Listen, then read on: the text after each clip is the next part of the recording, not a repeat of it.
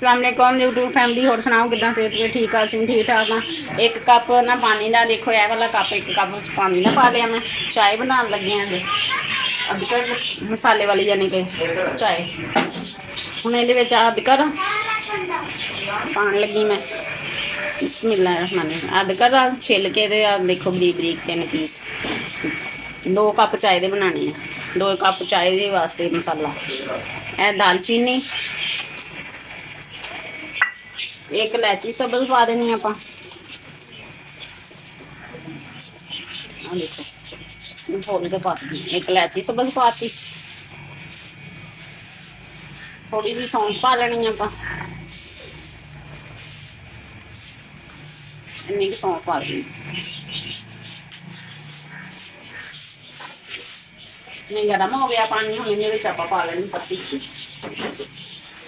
इस तरह। मसालेदार चाय, एक चमची आप पत्ती की पा लिया।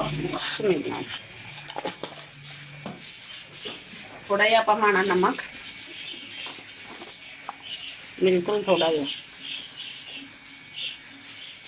इन्ना क नमक, एक चुटकी। चंगी तरह इनू आप पका लेना।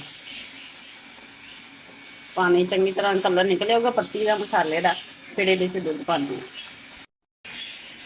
देखो मसाला पक रहा वा, 5 मिनट होर थोड़ी देर आप पकाना वा। 5 मिनट इन चंगी तरह पकाना है। देखो 10 मिनट चंगी तरह पानी अपना पक गया। जो 1 कप पाया सी, जो मसाला चाय का पाया सी वो भी। हुण ये आप दुध पा देना। बिस्मिल्लाह।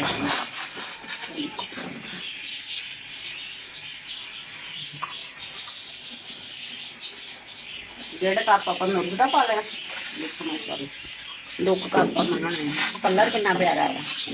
अदरक, दालचीनी, सौंफ, छोटी इलायची मसाले पा के ये बनाई है।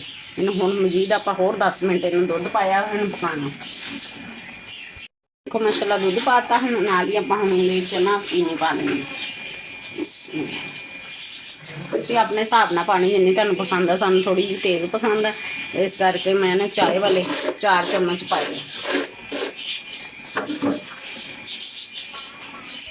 देखो माशाल्लाह 10 मिनट हो गए ना, इन्हें च उबाला आ जाए। जो आप दुध पाया वा चंगे तरीके दे नाल इनू आ देखो माशाल्लाह कलर देखो माशाल्लाह।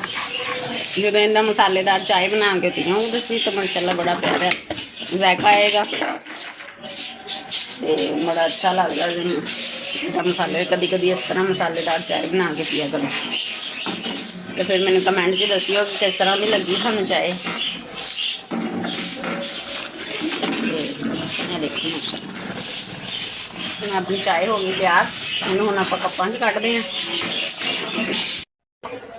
मसालेदार चाय इन्होंने हुण आपां चंगी तरह इन्होंने कप च कढ़ लेना, पुन लेना माशाल्लाह। तो इन्नी प्यारी खुशबू आती है ना मसालियां की चाय की। देखो माशाल्लाह मसालेदार चाय अपनी तैयार हो गई है। मेरे यूट्यूब चैनल का नाम है हंडी किचन। लाइक भी कर दिया करो, सबसक्राइब भी कर दिया करो, शेयर भी कर दिया करो। जो लाइक करते शेयर करते उन्होंने बहुत बहुत शुक्रिया। ओके जी, अल्लाह हाफिज़, दुआओं।